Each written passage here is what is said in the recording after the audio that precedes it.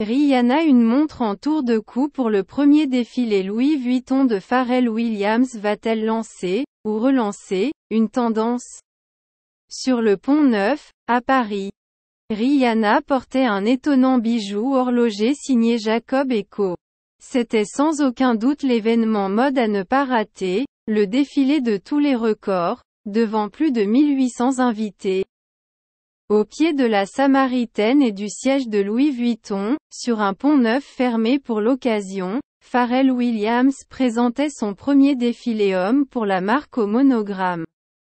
Un défilé réussi pour le créateur et comme pour la marque.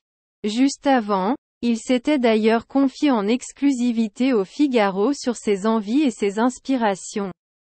Évidemment, ce défilé s'est déroulé sous les yeux d'un incroyable parterre de stars, Beyoncé, LeBron James, Tyler the Creator, Lewis Hamilton, Zendaya, Kim Kardashian. Et bien sûr au premier rang Rihanna et son compagnon. Pour l'occasion, l'icône de la pop avait choisi une façon toute particulière de porter une montre, en tour du cou. Impossible de rater sa Choker Watch tour de cou, de 47 mm de diamètre signée Jacob & Co.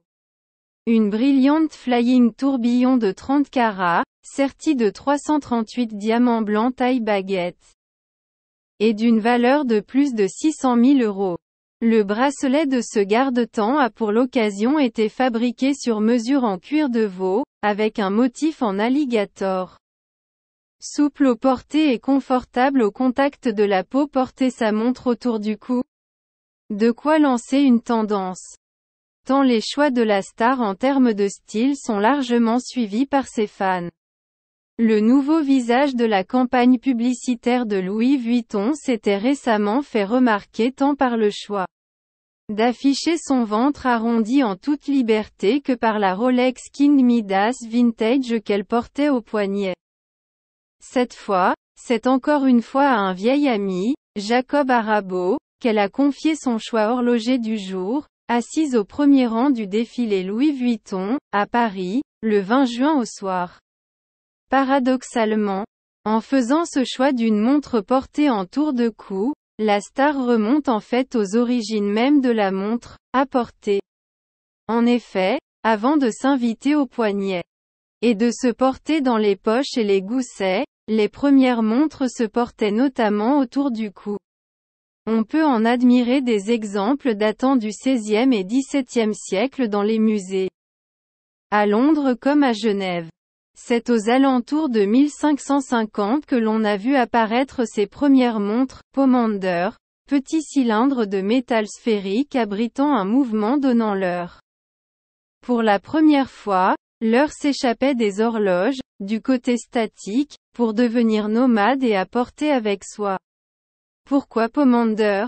À l'époque, difficile d'imaginer les odeurs insupportables du quotidien.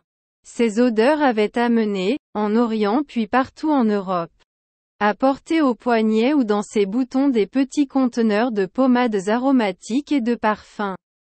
On attribue notamment au théologien proche de Luther Philippe Melanchthon, en 1530, et Peter Henlein, serrurier et horloger de Nuremberg, vers 1550, la paternité de l'idée d'en faire une montre destinée à une riche clientèle, intégrant un mécanisme d'horloge miniaturisé, et portée autour du cou au moyen d'un lien.